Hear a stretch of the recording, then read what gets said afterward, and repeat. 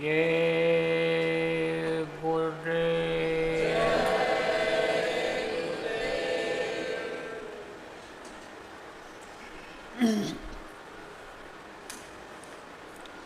सर्वसमर्थ सर्वत्र स्मरणीय दाता दयाल कृपा निधान दीन बंधु दीनानाथ परम पूज्य गुरु जी महाराज, उपस्थित सभी साधक प्रेमी भाई बहन, बच्चे एवं बच्चियों, 2 अगस्त 2025 को कल से शुरू हुई 24 घंटे की साधना शिविर का समापन अभी हो गया है। इस साधना शिविर में आप लोगों ने समय दिया, जो जितना समय दे सके बैठ सके बैठे। जैसी दया गुरु महाराज की लेनी थी लेने की कोशिश किया, लेकिन बराबर दया सबको नहीं मिल पाई। क्यों?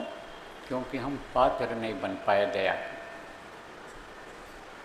हमारे जो कर्म हैं वो साफ नहीं हो पाए।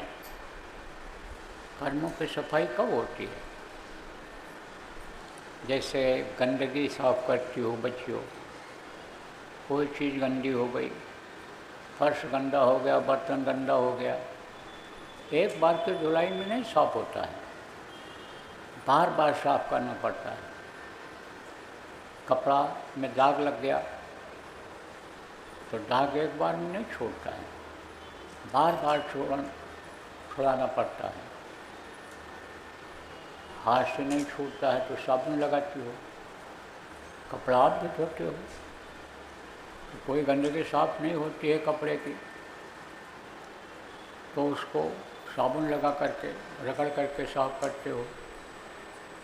ऐसे आ गया गुड़ धोबी शुष्का पड़ा और साबुन सृजन हाथ और सूरज शिला पर धोइए निकसे रंग अपार। गुरु क्या होते हैं? गुरु महाराज ने कहा करते थे प्रेमियों बहुत पहले कि मैं धोबी हूँ, तो बड़ा भ्रामक प्रचार किया लोगों ने। ब्राह्मण और क्षत्रिय इनके शिष्य कैसे बन गए?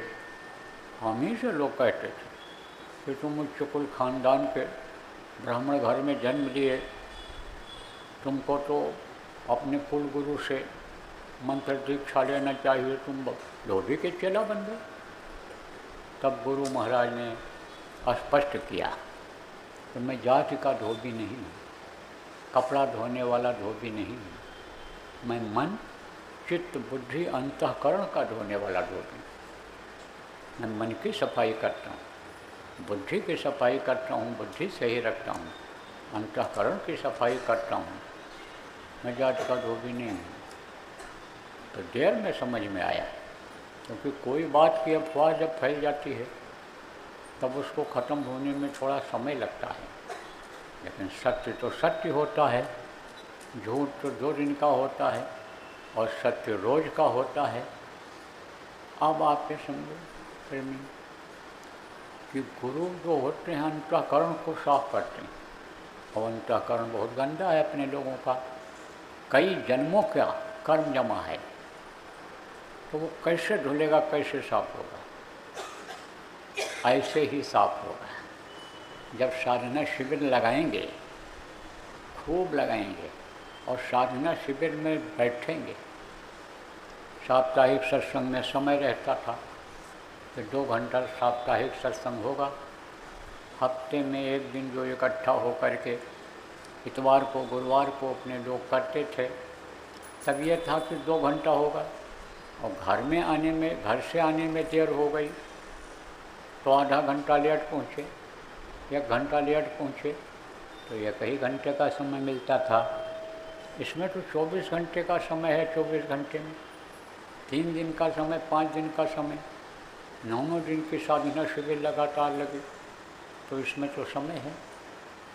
इसमें आदमी ज़्यादा देर तक बैठ सकता है। अब ये ज़रूर है कि बैठने में थोड़ा सा शुरू में तकलीफ़ होती है। क्या तकलीफ़ होती है? मन नहीं कहता बैठने को, थोड़ी देर बैठो तो इससे मन कहता उठ जाओ, तकलीफ़ होती है। तो क्या करता है काल और माया, क्या करती है? पैर में दर्द, कमर में दर्द, ये वो सब तरह तरह की तकलीफ़ें।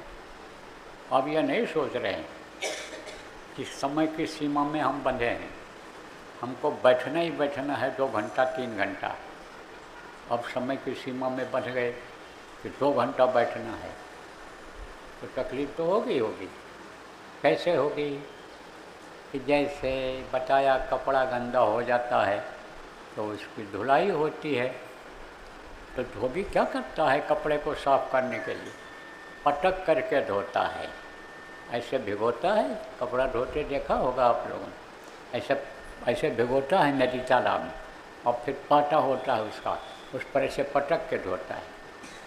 कपड़ा आप धोते हो, रगड़ के नहीं धोते हो, ऐसे पटकते हो, तो पटक के धोता है। निचोड़ता है तो निचोड़ने में भी तकलीफ़ होती है।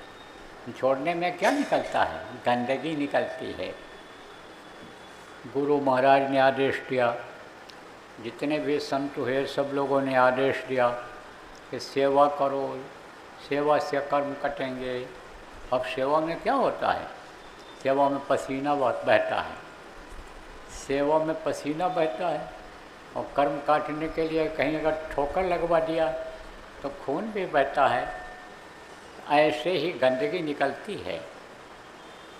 अनुभव की बात बताऊँ आपको,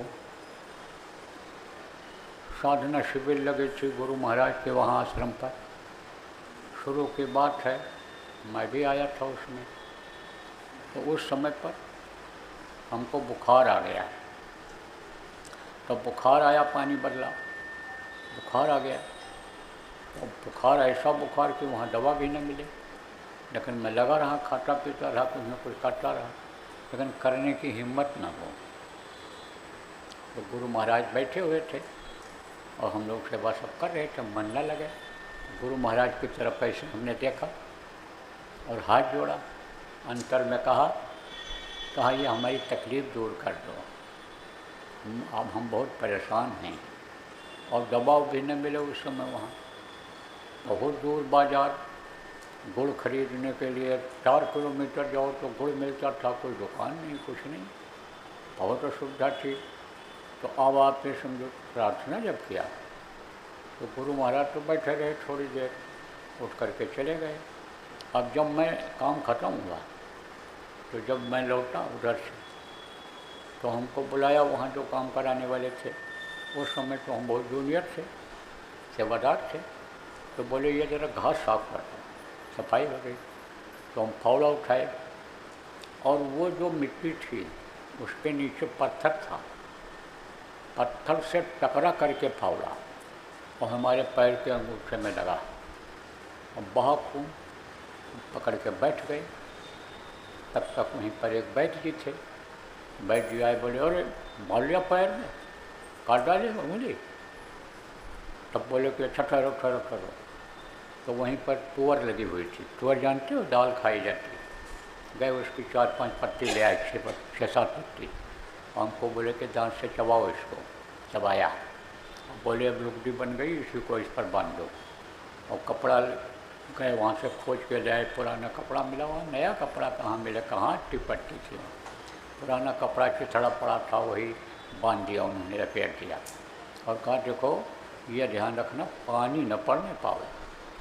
तो वो जो 2 हिस्सा हो गया था खाल का, उन्होंने दबा करके और ऐसे बांध दिया है, और बांध करके बोले ये बिल्कुल ठीक करके तब निकलेगा, लेकिन पानी न पड़ने पाओ।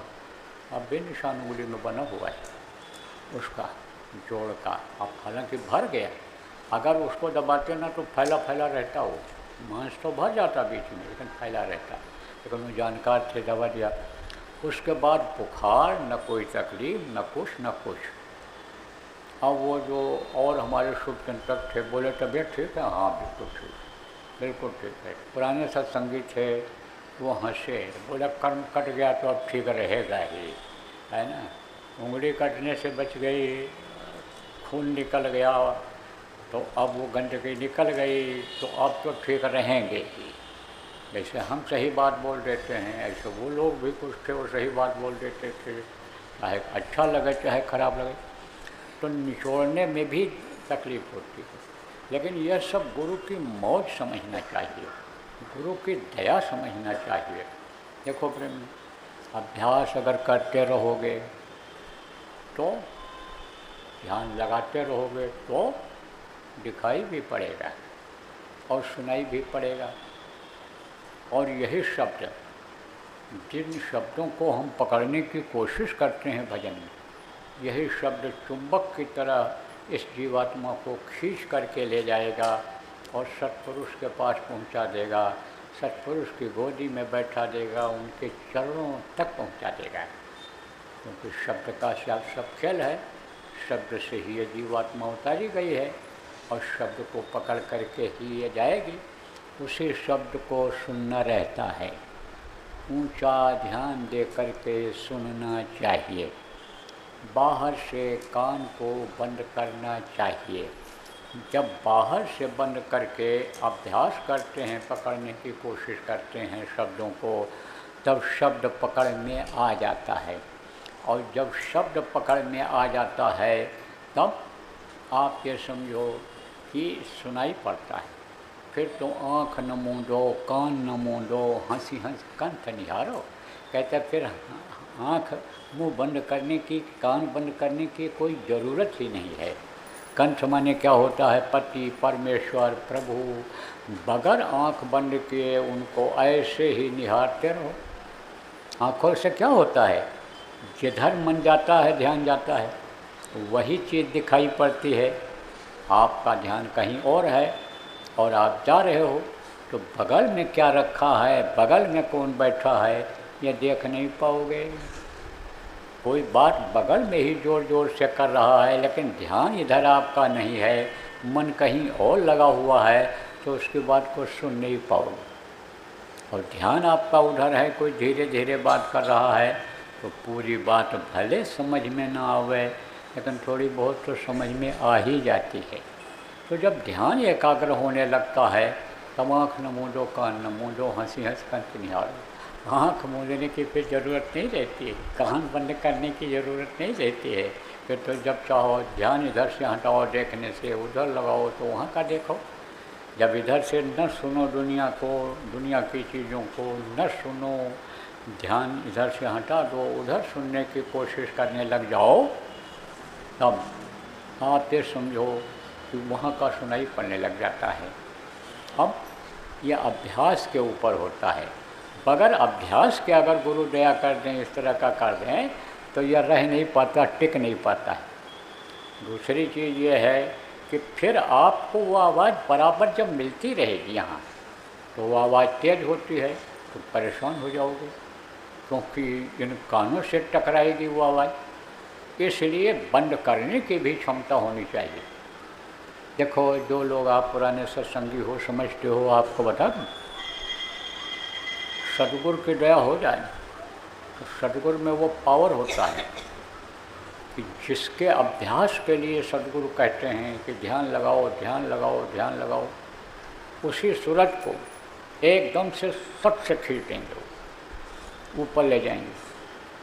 लेकिन ये वहाँ टिक नहीं पाएगी, रुक नहीं पाएगी। इसलिए ऐसी क्षमता देते हैं कि जाए, ये धीरे धीरे वहाँ जाए। तभी तो कहा गया ना, धीरे धीरे रे मना, धीरे ही सब होए, माली सींचे पेड़ को, ऋतु आए फल होए। जैसे माली बगीचे को सींचता है, आम का पेड़ लगा हुआ है और सिंचाई रोज करता रहता है, तो जब यानी समझो फल देने का मौसम आता है, तब आम का पेड़ फल दे देता है। ऐसे ही कहते हैं, लगे रहो, लगे रहो, लगे रहो। और जब तुम्हारे मौसम अनुकूल हो जाएगा और दया गुरु की हो जाएगी, सूरज चढ़ जाएगी।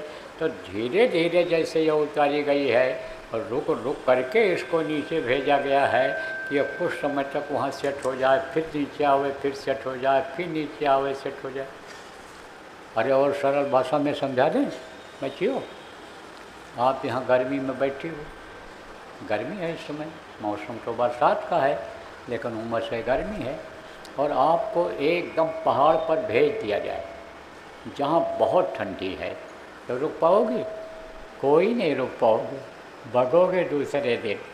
और अगर धीरे धीरे जाओगे जहाँ थोड़ी ठंडी है, मिसाल के तौर पर जैसे आप जाओ नैनीताल, नैनीताल में ठंडी है, ठीक है, ठंडी होती है, और उसी से भीमताल है, भीमताल में कम ठंडी होती है, उसके नीचे और इधर चले जाओ, हल्द्वानी चले आओ, हल्द्वानी में और कम ठंडी है, फिर इधर बरेली चले आओ, इधर और कम ठंडी है, फिर इस तरफ बढ़ते चले आओ और कम ठंडी है। जितने इधर बढ़ते जाओगे दक्षिण में उतने गर्मी मिलती जाएगी। इसी तरह से जैसे ऊपर से उतारी गई ऐसे या धीरे से नीचे धीरे ले जाते हैं सदगुरु। सदगुरु को सब तरीका मालूम होता है, क्योंकि उस रास्ते से वो गुजरे हुए होते हैं, उनको अनुभव होता है, इसलिए उनको सब मालूम होता है। तो कहने का मतलब ये है कि आप बराबर ध्यान लगाते रहो। सूरज के खींचने का चक्कर यानी समझो कि यह न सोचो कि हमारी नहीं चढ़ी, नहीं हमको दिखाई पड़ा, नहीं हमको सुनाई पड़ा, ये सब यानी समझो गुरु की दया के ऊपर छोड़ दो। अपने कर्मों पर देखो कि हमारे कर्म नहीं कटे, अब हमको कोई ऐसा कर्म नहीं करना है कि जिससे हमारे क्रियामय कर्म खराब हो जाएं, इकट्ठा हो जाएं। इस चीज़ का ध्यान रखते हुए बराबर आप ध्यान लगाते रहो, बराबर ध्यान लगाते रहो, बराबर भजन करते रहो। भजन में भी इसी तरह से होगा, धीरे धीरे ये आप ये समझो कि सूरज चढ़ेगी जाएगी। अब आप ये समझो कि सीधे ले जाने में दिक्कत है, सीधे, इसीलिए वो ऐसा करते हैं सदगुरु लोग कि पहले मुकाम की आवाज़ को सुनो, दूसरे मुकाम की आवाज़ को सुनो, तीसरे चौथे मुकाम फिर पांचवें मुकाम की आवाज़ को सुनो। मुकाम माने स्थान होता है, आपको बताया गया कि ये देवता हैं, धनी हैं, 5 इनके 4 के लोगों से होकर जाना पड़ता है, आया इसको मुकाम कहते हैं। लोक आवाज़ें अलग अलग हैं, अलग अलग हैं। तो पहली आवाज़ जो होती है पहले स्थान की, वो क्या करती है? सफाई करती है। किसकी सफाई करती है? कर्मों की, गंदगी को साफ करती है। जैसे कपड़े के ऊपर पानी डाल करके साफ करो, ऐसे सफाई होती है। और आज आप ये समझो फिर मन लगता है, जैसे गंदा कपड़ा हो गया तो पहनने की इच्छा नहीं होती है, तब थोड़ा साफ हो जाए तब पहनते हो। अब आप ये समझो सफाई करती है, और पहनने का मन, भजन करने का मन लगता है इसमें। दूसरे स्थान की आवाज़ भी आप समझो यही काम करती है, उसको और रिफाइन करती है। कि जैसे कपड़ा को रगड़ के धोया गया, रेह होता है, पहले जब साबुन नहीं था, वॉशिंग डिटर्जेंट पाउडर नहीं थे, तब लोग रेह से धोते थे। आप ये समझो और चीज़ों को डालते थे, देसी चीज़ों को, उससे सफाई करते थे। 4-6 बूंद नींबू डाल देते थे उसी में, वो भी मैल को काटता था। तो ऐसे ही समझो कि वो भी और साफ करता है। और ऊपर की जो आवाज़ें हैं उसके ऊपर की वो फसाने का काम करती हैं। फसाना किसको कहते हैं? बस उसी को सुनते रहो, मस्त रहो उसी में, भूल जाओ हमको और आगे भी जाना है। जैसे कहीं कोई बांसुरी बजाने लगे, जैसे कहीं तबला बजने लग जाए, कहीं और मन को भा जाए तो सुनने लगते हो ना खड़े होकर। जाना है आपको कहाँ? स्टेशन जाना है, बस स्टैंड जाना है, हवाई अड्डा जाना है, और आपका मन उधर लग गया तो बस वहीं खड़े हो जाते हो। बहुत से लोग ऐसे रामलीला रासलीला देखने में भूल जाते हैं कि हमको ट्रेन भी पकड़ना है, ट्रेन छूट जाती है। तो ये ऐसे ही काम करती हैं। वहाँ तक समझो पहुँचने में बहुत समय लग जाता है, उम्र ख़त्म हो जाती है आदमी की। साधना तो करते थे लोग, लेकिन वो आगे नहीं बढ़ पाए, वहीं फंस गए। जीवात्मा उनकी गई तो वहीं फंस गई, और मरने के बाद भी गए वहीं अटक गए। आते जाते थे पहले के युगों में भी, अन्य युगों में भी, त्रेता द्वापर में भी आते जाते थे, लेकिन वो वहीं फंस गए। मरने के बाद वहीं अभी फंसे पड़े, अब भी नहीं निकल पाए। बहुत से जीव ऐसे हैं ऋषि मुनि, ये सब अटके पड़े हैं। अब जब सतगुरु आए, गुरु महाराज जैसे प्रेमी भाई जब आए, यानी भाई बहनों समझो कि गुरु महाराज जैसे सतगुरु जब आए, तब उन्होंने यानी ये कहा तुम थोड़ी ही मेहनत करो, लेकिन करो, हम तुम्हारे साथ हैं। कुछ तुम करो, तुमसे ज़्यादा हम करेंगे। तो उन्होंने तो केवल एक निशाना बनाया गुरु महाराज ने कि हम आए वह देश से जहाँ तुम्हारो धाम, तुमको घर पहुँचाओ ना, एक हमारो काम, एक लक्ष्य को उद्देश्य कि हम तुमको तुम्हारे घर पहुँचाए। तो वो तो हमेशा तैयार खड़े हैं। अब यह है कि उनसे हमको प्रेम नहीं हो पाता है, गुरु से प्रेम नहीं हो पाता है। कहते तो हैं हम कि गुरु को प्रेम करते हैं, गुरु को याद करते हैं, लेकिन गुरु को ठीक से याद नहीं कर पाते हैं। अभी कहा ना, प्रार्थना किया गया कि दया की नज़र करो मेरी ओर, मेहर की नज़र करो मेरी ओर। तो दया तो मांगते हैं, लेकिन दया मांग नहीं पाते, मिल नहीं पाता है। क्यों? क्योंकि खाली मुँह से निकलता है, अंतरात्मा की आवाज़ नहीं निकल पाती है। क्यों? क्योंकि उनका रूप भूल जाता है, चेहरा भूल जाता है, उनको भूल जाते हैं। किस में भूल जाते हैं? ये माया की छाया में भूल जाते हैं, ये इसमें भूल जाते हैं, दुनिया की चीज़ों में भूल जाते हैं, जबकि ये किसी की है, किसी की नहीं। माया है जगदीश की, अपना का है गंवार, और सपने पायो राजधन, जात न लागे वार। सपना में अगर किसी को राजा बना दिया जाए तो सुबह उठेगा तो राजा रहेगा? वो तो जो था वही रहेगा। सपना देख रहा है मैं राजा हो गया, बढ़िया खा रहा हूँ, महल में सोया हूँ, नौकर चाकर लगे हैं, लेकिन सुबह तो वो नहीं रहेगा। ऐसे ही ये 4 दिन की चांदनी फिर अंधेरी रात, ये जितनी भी चीज़ें हैं इसी तरह की हैं, ये सब छूट जाने वाली हैं। इसमें मन ज़्यादा लगा हुआ है। और गुरु से प्रेम अगर इस तरह से कर लिया जाए, ठीक है ना, निष्दिन तुम्हें निहारूं सतगुरु, निहारूं माने देखता रहूं, जैसे चंद्र चकोर, जैसे चंद्रमा को चकोर देखता है। चंद्रमा जब निकलने लगता है, चकोर उसको ऐसे देखता है और इतना प्रेम उससे करता है कि उसको भूल नहीं पाता है, बिल्कुल ऐसे देखता ही रहता है एकटक। अब चंद्रमा, धरती जब यह आगे चलती है तो चंद्रमा यानी समझो ऊपर उठता जाता है, छूटता जाता है, और फिर मालूम पड़ता है कि जैसा अस्त हो गया, तो ऐसे देखते देखते देखते ऐसे उसकी गर्दन पीछे झुक जाती है। तो कहा चोंच झुकी गर्दन लगी, चितवत वाही ओर। इस तरह से देखता है कि जैसे आप समझो इस तरह से देखता है कि गर्दन झुक जाती है और चोंच नीचे लग जाता है, ऐसा हो जाता है उसका। कैसे प्रेम करता है ना, स्वामी प्रीतियों करे जैसे चंद्र चकोर, चोंच झुकी गर्दन लगी चितवत वाही। कैसे कैसे संतों ने समझाया, महात्माओं ने लोगों को बताया, समझाया। कहा सुमिरन के सुध यूँ करे, सुमिरन मैंने याद करना, सुमिरन के सुध यूँ करे जैसे जो गागर पनिहार, हाल है डोले सूरत में कहीं कबीर विचार। देखो बच्चियों, प्रेमियों, समझो इस बात को। कोई लड़की जब रहती है माता पिता के घर में, तो माता पिता से प्रेम करती है, भाई से प्रेम करती है, जो उससे ज़्यादा प्रेम करता है उससे भी वो ज़्यादा प्रेम करती है, सबसे प्रेम करती है, समान व्यवहार रहता है उसका। लेकिन जब उसकी शादी हो जाती है, सास ससुर भी अगर प्रेम की अपनी बेटी की तरह से उसको माने, वो भी माँ बाप की तरह से मानने लगती है। लेकिन सबसे ज़्यादा प्रेम उसको कौन करता है? उसका पति करता है, और वो अपने पति से प्रेम करती है। तो जब तक ससुराल में रहती है तब तक प्रेम में ही डूबी रहती है, और जब अपने पीहर चली जाती, जिसको मायका कहते हैं कुछ लोग, जब अपने पिता के घर जाती है कुछ समय के लिए, तो तन तो वहाँ रहता है लेकिन मन पति पे ही लगा रहता है।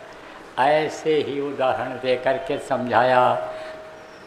इस वक्त पर तो नल लग गए, जगह जगह पानी का साधन हो गया, लेकिन पहले कुआं हुआ करता था, और ये तांबा पीतल का यानी इसका घड़ा नहीं हुआ करता था, लोहे स्टील का। तो उस समय पर मिट्टी का घड़ा होता था, और उसको सिर पर रख करके पानी भरने के लिए औरतें जाती थीं। जो गांव के बाहर कुआं हुआ करता था, तो जब पानी भर करके और सिर पर रख करके चलती थीं, तो रास्ता भी देखती थीं और बातें भी करती रहती थीं, लेकिन हाले डोले यानी समझो जो गागर पनिहार हाल डोलर सूरत में कहाँ कबीर विचार।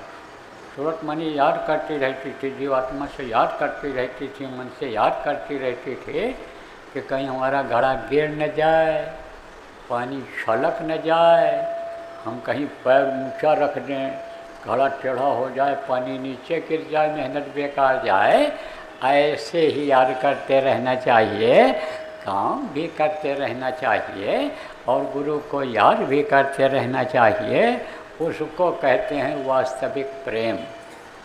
लेकिन काम धंधे के चक्कर में, पेट के चक्कर में, बाल बच्चों की परवरिश के चक्कर में, पति सास ससुर की सेवा के चक्कर में यानी समझो गुरु को भूल जाते हैं। गुरु को नहीं भूलना चाहिए, गुरु को हमेशा याद करते रहना चाहिए। जो बराबर गुरु की चर्चा मुंह से निकालते रहते करते रहते हैं, जैसे बहुत से प्रचारक ऐसे हैं, कोई सुने चाहे न सुने बोलते ही रहते हैं, समझाते ही रहते हैं। और कोई अगर विरोध भी करे, आदमी इकट्ठा हो गए कहीं खड़े होकर सुनाने लगे, कोई विरोध भी अगर किया तो घबराने की ज़रूरत नहीं रहती है। जो और लोग इकट्ठा हो जाते हैं वो प्रभावित हो जाते हैं। अनुभव की बात बता रहा हूँ। विरोध करने वाला तो हर बात का विरोध करेगा। जिद्दी होते हैं कुछ लोग, न जानते हैं और न समझो मानते हैं, न जानते हैं न मानते हैं। वो एक राजा थे, तो उनकी लड़की पढ़ लिया, 14 विद्या पढ़ा उसने। तो कहा जाओ खोजो भाई, बर खोजो, लड़का खोजो। तो राजा के यानी बर खोजने के लिए पंडित जी विद्वान लोग जाते थे। जो जानकार होते थे उसका चेहरा मोहरा देख करके, हाथ देख करके, जनपत्री देख करके विचार कर लेते थे कि लड़की के लायक लड़का यह रहेगा कि नहीं रहेगा, वहीं फैसला कर लेते थे। तो नाई और पंडित ये जाते थे। तब गए पंडित जी, बहुत खोजे, कोई लड़का नहीं मिला। तो एक लड़का उनको मिला, बहुत सुंदर देखने में, सुशील, बहुत अच्छा वो देखने में लगा। तो उसको देखा तो उससे पूछा कि भाई आप कुछ जानते हो, कुछ पढ़े लिखे हो? हाँ हम पढ़े हैं। क्या पढ़े हो? 12 विद्या पढ़े। पंडित जी ने कहा 12 विद्या पढ़े हो? 12 पिंगल कहते थे उस समय। कहा 12 पिंगल पढ़े हैं, 12 विद्या पढ़े हैं, 12 जानकार। पंडित जी गए राजा से, बोले सरकार 2 विद्या नहीं जानता है, लड़की सिखा देगी, पढ़ा देगी, बराबर हो जाएंगे दोनों। अब तो हम ऊब गए, नहीं खोज पाएंगे, अब शादी बहुत बड़ी होती चली जा रही है लड़की। राजा ने भी सोचा चलो भाई ठीक है। लेकिन राजा लोग बड़े बुद्धिमान होते थे, ऐसे बगैर सोचे समझे कोई कदम नहीं उठाते थे। इसीलिए तो मालिक लोग उनको बनाते थे, प्रजा उनको मालिक बनाती थी। क्योंकि बिना विचारे जो करे सो पीछे पछताए, काम बिगाड़े अपनों जग में करे हंसाए। बगैर विचारे जो कोई आगे कदम इस तरह का बढ़ा देता है, पश्चाताप करना पड़ता है। बहुत से लोग लड़कियों की शादी करके फंस जाते हैं। देखते हैं सुंदर सुडोल कमाने वाला पढ़ने वाला लड़का है, और जब देखा लड़की सुंदर सुशील है, पढ़ी लिखी है, पूछा कि आप मांस खाते हो? हम नहीं खाते। अंडा खाते हो? नहीं खाते हैं। शराब पीते हो? नहीं पीते हैं। और झूठ बोल दिया कि इससे हमारी शादी हो जाएगी, पता नहीं लगाते हैं और बस देखा, रूप रंग देखा और कपड़ा देखा, शादी कर दिया। अब लड़की जब पहुंची तो पता चला पी के आ गया। अब बाल पकड़ करके और खींचता है, हाथ पकड़ कर खींचता है, परेशान करता है, मारता पीटता है, मांस कहता पकाओ, अंडा लाता है, खाता है। तो समझो कि धोखा हो गया कि नहीं हो गया। बिना विचारे कर लिया। बगैर विचारे का मतलब यह है कि उसको पहचान करो, पता लगाओ, उल्टा बोलो। उल्टा बोलो का मतलब क्या होता है? हम लोग जब बस से आते थे वहाँ आश्रम पर गुरु महाराज के, तो वो ड्राइवर लोग क्या करें, ढाबा के पास गाड़ी रोक दी तो ढाबा वाले उनको फ्री खिलाते थे, अब भी खिलाते हैं, क्योंकि उनकी वजह से बिक्री हो जाती है। अगर गाड़ी वो न रोकें तो कहाँ से बिक्री हो। निर्जन स्थानों पर वो अपना खोलते हैं ढाबा, तो वो रोक देता था। तो जैसे जैव उद्योग की गाड़ी रुके, डंडा लगी हुई, कैसे वो अंडा जो टांगे रहे हटा देते थे वो लोग। ये लोग भी नहीं देखेंगे तो चाय चू पिएँगे, अपना नाश्ता पानी करेंगे, बिक्री हो जाएगी हमारी।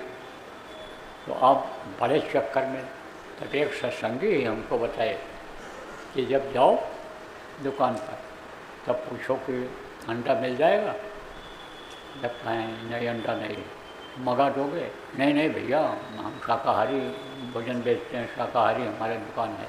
तब चाय पी लो, जो भी खाना पीना है सामान ले लो, सब सामान ले लो।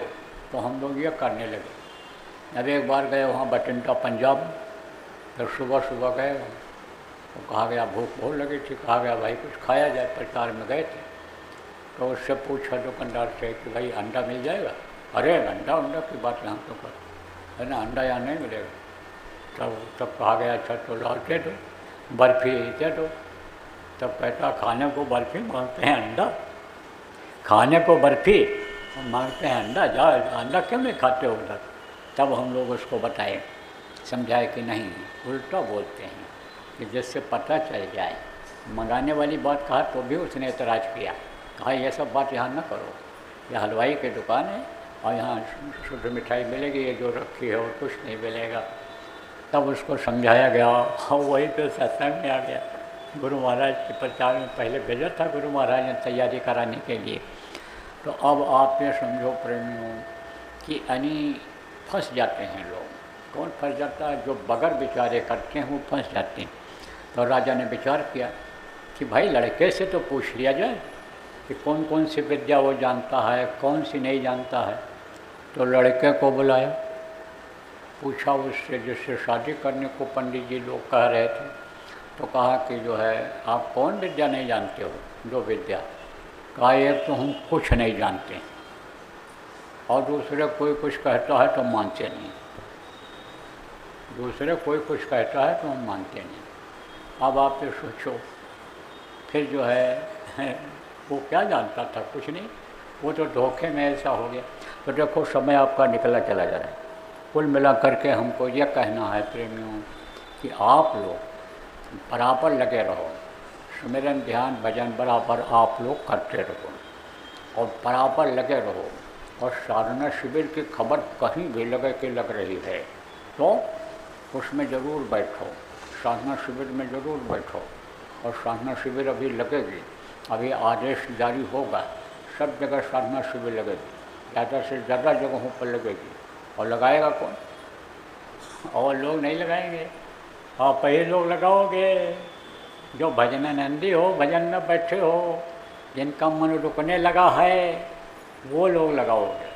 क्योंकि आप समझ चुके हो कि ये फल मीठा है, इसका रस मीठा है, इसको खाना चाहिए और इसको बांटना चाहिए, खिलाना चाहिए लोगों को। लोग कसैला और खट्टा फल खा रहे हैं, मीठा फल खिलाना चाहिए। तो उस फल को आप खुद भी खाते हो, जो जान जाते हो ये मीठा फल है, अच्छा फल है, इसका स्वाद अच्छा है, उसको खुद भी खाते हो, बांटते भी हो, दूसरों को भी खिलाते हो, बताते हो। तो आप लोगों को लगाना रहेगा। जो साधक हो, जिनको मिल चुका है रस, यह रस मीठा है, आनंददायक है, ये सुखदाई है, एक साधे सब सधे, सब साधे सब जाए। इसको अगर साध लिया जाए तो सब सध जाए, बीमारी चली जाए, तकलीफ़ चला जाए, टेंशन चला जाए, सब चला जाए। तो आप लोगों को लगाना रहेगा। आप जितना ज़्यादा ज़्यादा लगवाओगे साधना शिविर, उतना ही आपको भी फ़ायदा होगा, आपको भी होगा। क्योंकि इंतज़ाम करने वाले को, प्रेरणा देने वाले को, प्रेरणा जानते हो किसको कहते हैं? यानी चढ़ जा बच्चा, चल पड़, पहुंच जाएगा मंजिल तक, बढ़िया चीज़ मिल जाएगी, आराम मिल जाएगा, चला जा, पैदल चला जा 2-3 किलोमीटर तक, पेट भर जाएगा, भंडारा चल रहा है, भोजन बट रहा है। तो जो प्रेरणा देते हैं, भूखे को खिलाते, प्यासे को कुआं बताते हैं, पानी बताते हैं, वो प्रेरणा देते हैं, चले जाओ, हिम्मत करो, कोई बात नहीं है, धूप है, ठंडी है, गर्मी है, बरसात है, लेकिन भूखे तो नहीं सोओगे। तो जो प्रेरणा देते हैं, आप फिर समझो मदद करते, सहारा देते हैं, उनको भी फल मिलता है। तो समझाने वाले को, बैठाने वाले को, व्यवस्था करने वाले को, भजन करने वाले को, यानी सबको फ़ायदा होता है। तो आप लोगों को जैसे ही अभी घोषणा होने ही वाली है, जैसे ही घोषणा हो जाए कैसे करना है, क्या करना है, जगह जगह साधना शिविर लगवाना। और अगर न लगवा पाओ, जो लोग न लगवा पाओ, वो लोग वहाँ जाना, बैठना, करना, लगे रहोगे। अगर उम्मीद बनाए रखोगे, आशा अगर बनाए रहोगे, तो ये मेहनत आपकी बेकार नहीं जाएगी, ये मेहनत आपकी रंग लाएगी। और कौन सा रंग लाएगी? चटक रंग लाएगी। चटक रंग मेरी रंग दे चुनरिया। चटक रंग जानते हो? चटक माने तेज रंग। कौन सा रंग? सूर श्याम काली कमली पर चढ़े न दूजो रंग। जैसे कोई कंबल काले रंग से रंग दिया गया तो उस पर दूसरा रंग कोई चढ़ता है? नहीं चढ़ता है, वो चटक रंग हो जाता है। बाकी हल्के रंग पर काला रंग चढ़ जाता है, लेकिन जो चटक रंग होता है उस पर नहीं चढ़ता। तो जब चटक रंग में रंग जाएगी चुनरिया, तब उस पर कोई रंग काम नहीं करेगा, दुनिया का कोई भी रंग काम नहीं करेगा। न काम का असर यानी रंग लाएगा, न क्रोध का, न लोभ मोह अहंकार का रंग उस पर चढ़ पाएगा। फिर तो शील क्षमा संतोष विरह विवेक में ये पंचरंगी चुनरिया हो जाएगी, पंचरंगी चुनरिया हो जाएगी। तो अब आप ये समझ लो कि ऊपर में टेक्निक कलर ऐसे होता, टेक्निक कलर जिसको कहते हो, ऐसे ही रंग दिखाई पड़ते हैं कपड़ों के। जब देखोगे, साधना करोगे, ध्यान लगाओगे, तब आपको इस चीज़ का अनुभव होगा। तो देखो अभी 2 घंटा समय है आपके पास, 2 घंटा बाद आपका सत्संग होगा, नए लोग आएंगे, नामदान भी होगा। तो अब आप लोग अपना दैनिक क्रिया कर लो और फिर उसमें भी बैठ जाना, उसमें भी कुछ बातें सुनने को मिलेंगी। और जो नामदान लेने वाले हैं, आप लोगों के परिचित हैं, फ़ोन से बात कर लो, पड़ोस में रहते हैं, घर आपका नज़दीक है, तो जा रहे हो साथ में लेकर आ जाओ। जिन लोगों का फॉर्म वगैरह प्रचार करके भरवाए हो, इकरारनामा भरवाए हो, उनको याद दिला दो कि भाई इकरारनामा जो आपने भरा है उसका समय आ गया, आ जाओ नामदान ले लो। करो दया गुरु महाराज की हो रही, ऊपर वाले की हो रही है कि अभी 1-1.5 महीना पहले आए थे यहाँ और नामदान देकर गए थे और फिर आ गए। ये प्रेमियों की इच्छा अंतर से जो हुई वो खींच कर ले आई, नहीं तो हमारे पास समय कम था। कल अभी गोवा में था, परसों गोवा में कार्यक्रम किया और कल गोवा से फिर यहाँ आया। और अभी मुझे झुंझुनू जाना है, वहाँ झुंझुनू की व्यवस्था देखनी है, क्योंकि बड़ा कार्यक्रम वहाँ हो रहा है राजस्थान में रक्षाबंधन का। और उसके बाद में फिर जन्माष्टमी का उधर ही होगा हरियाणा में। परमिशन लोग लेने के लिए हैं, परमिशन उनको मिल गया तो उधर कार्यक्रम तो हमारे सब लगे हैं, बड़ी व्यस्तता है। लेकिन आप लोगों का प्रेम खींच लाया, उन लोगों का प्रेम खींच लाया कि जो नए लोग हैं याद कर रहे हैं, नामदान मिल जाता तो अच्छा था, आ जाते तो ठीक था, हम वहाँ नहीं पहुँच सकते हैं पैसे के अभाव में, समय के अभाव में। तो वो उनको खबर कर दो, कहीं वो भूल न जाएं, चूक न जाएं, वो लोग आ जाएं, नामदान मिल जाएगा। और जैसे आप करते हो ऐसे उनको कराना, सिखा देना, सुमिरन ध्यान और भजन सिखा देना, वो भी करने लग जाएंगे। तो बोलो जय गुरुदेव। जय गुरुदेव, जय गुरुदेव, जय गुरुदेव, जय जय गुरुदेव।